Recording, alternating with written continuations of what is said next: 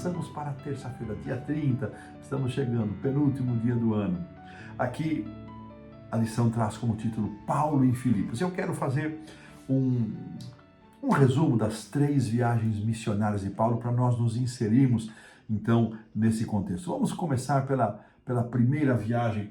Quero dizer para vocês, você pode encontrar estas descrições no Comentário Bíblico Adventista, volume 6, página 89 e 90.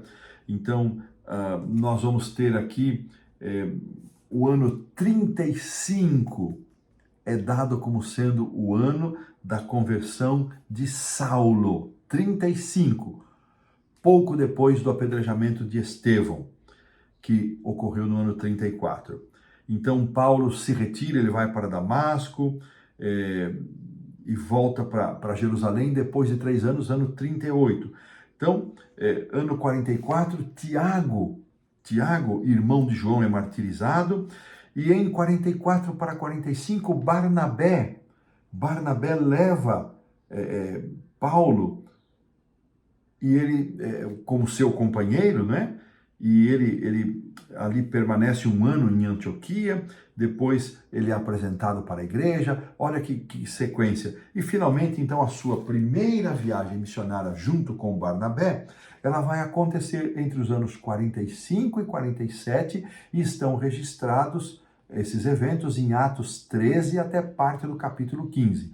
A segunda viagem missionária de Paulo vai dos anos 49 a 52, aí Paulo se separa de Barnabé, Silas vai junto com ele, os eventos estão registrados em parte do capítulo 15 até parte do capítulo 18 do livro de Atos. E a sua terceira viagem missionária vai acontecer, a mais longa, no ano 53 ao ano 58, estão registrados em parte do capítulo 18 até o capítulo 20.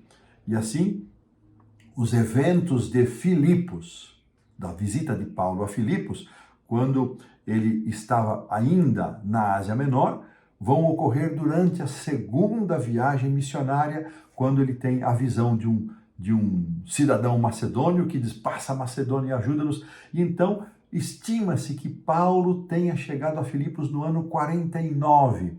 Filipos é a primeira cidade da Europa a receber o Evangelho, a receber a visita de Paulo e Silas e a receber o Evangelho. Olha que interessante.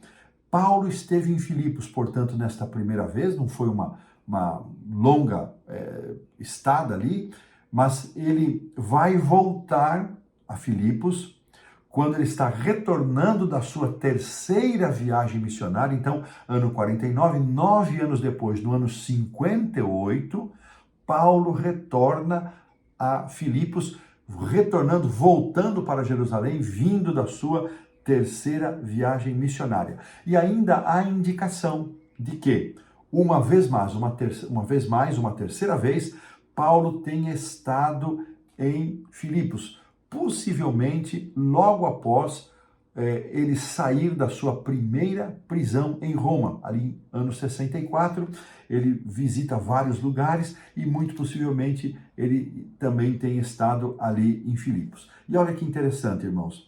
Paulo, ele planejava suas viagens com o auxílio do Espírito Santo, com a sabedoria de Deus, de modo estratégico. Filipos, vamos saber um pouquinho mais, era a principal cidade do distrito de Macedônia, Atos 16, 12.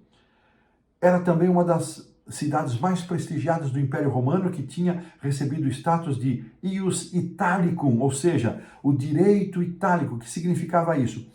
O direito de ser reconhecido como se fosse uma cidade romana. Os seus cidadãos tinham privilégios quanto a pagamento de impostos, e todos os que nasciam em Filipos tinham a cidadania romana. Eram como se tivessem sido nascidos na Itália. Filipos era, portanto, um local estratégico, um ponto-chave na Via Egnátia, a principal estrada que ligava Roma ao Oriente. Estabelecer uma comunidade cristã nessa cidade facilitaria tremendamente a pregação do Evangelho para localidades mais próximas, como Anfípolis, Apolônia, Tessalônica, Bereia. A língua oficial que se falava ali era o latim, como muitas inscrições encontradas em escavações demonstram, mas Paulo, ele também se dirige aos filipenses por uma sonoridade latina, mas muito possivelmente o grego ainda era o idioma mais usado. Paulo e sua equipe participaram de uma reunião de oração às margens do rio. Isso está aqui, capítulo 16, versos 11, de Atos, versos 11 a 15. E ali, saindo num sábado, eles saíram da cidade. Uma certa mulher chamada Lídia, que era de Tiatira, vendedora de púrpura, temente a Deus, diz aqui o texto de Atos 16, 14, e estava ali escutando os louvores e a pregação, o estudo de Paulo, e o Senhor diz que abriu o seu coração e ela aceitou as coisas que Paulo falava, e depois de ser batizada, ela e toda a sua casa, olha que coisa impressionante, Paulo e Silas foram convidados para serem hóspedes, e eles entraram e aí ficaram, e ela os constrangeu para isso, e juntamente com o carcereiro, e agora a família de Lídia, então, o carcereiro devia ser cidadão romano, Lídia era de Tiatira, então, duas pessoas que eram de fora da cidade de Filipos, agora são as duas famílias, formam o núcleo da igreja ali em Filipos. E aqui nos é dito o seguinte, irmãos, o Espírito Santo guiou Paulo a Filipos, porque sabia que a cidade seria um ponto estratégico para a expansão do evangelho na Europa, apesar das perseguições que viriam. Por mais cruel que seja, a perseguição em algumas circunstâncias pode abrir oportunidades para que o evangelho alcance outras pessoas que de outra forma não ouviriam, nunca o ouviriam. Irmãos, se nós pensarmos um pouquinho na nossa realidade hoje, né?